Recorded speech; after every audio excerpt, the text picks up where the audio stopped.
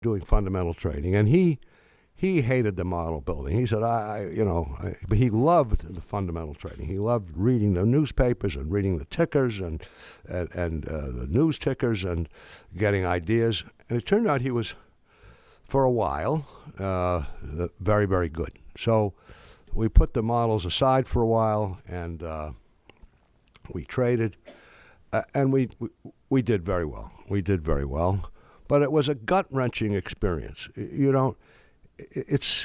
One day you walk in and you think you're a genius. Oh, my positions are in my way. Look, and then the next day you walk in and they're against you, and you feel you're a dope. How could I have done what I did, and so on. There was no rhyme or reason. It was just, you put your finger in the air and you try to sense which way the wind is blowing. I'll tell you one story to illustrate the craziness. So it was a time when gold was going up. Gold had been you couldn't buy or sell gold, and finally you could, and the price was rising, and it was rising, and we had a deal where Lenny Baum and I, where we'd each have our own account. I was the boss, but we each had our own account, and in our own account, in fact, we both bought gold. We're supposed to be independent. We both liked gold. The gold was going up. It started at $200 and $300 and $400, $500. It got to $500, which by today's standards would be like $1,500 or $1,800. And I said, this is a very high price. I'm getting out. And I sold my half. But Lenny, I think you should. No, you don't know how high this is going to go. You can't. This is going to go very, very high. I said, okay. So he stayed. It was $600. It was $700. It was $800. It got to $800. That day, I happened to be talking to a friend of mine on the phone who was a stockbroker. And in fact, he was my stockbroker.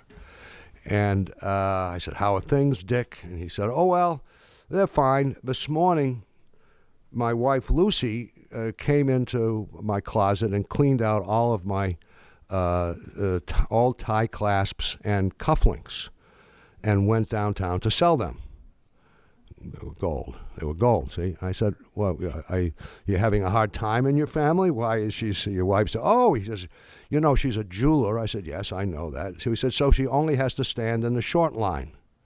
I said, what do you mean, the short line? He says, don't you know that people are lining up and standing for hours selling their gold?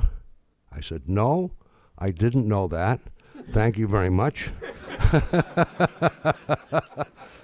We had a phone in those days. If you picked it up, it was a different phone. If you picked it up, you went right to the floor of the commodity exchange. And I got Lenny in the office, and I put the phone up to his ear, and I said, Lenny, sell the gold. In fact, and he said, no. I said, Lenny, I'm the boss. Sell the blankety blank gold. I was more emphatic than that. He said, all right. So he sold the gold. Maybe it was $810. Oh, but he was mad. And the next day, we came in, and it opened at $830. And he said, I told you. By the end of that day, it had dropped 25%. It was down to $600 all in one day, and it never, of course, went back up. So that is an example of common sense and very good luck. Good luck. If I hadn't called my stockbroker the day I did, Lenny would have held on to that gold. It went back to 200 after a while. We would have ridden it all the way down, I think. And so it was just plain luck that I had. But it was at least common sense that I thought, if everyone in the world is trying to sell their gold, how long can it be going up? There is such a thing as supply and demand. So there it was.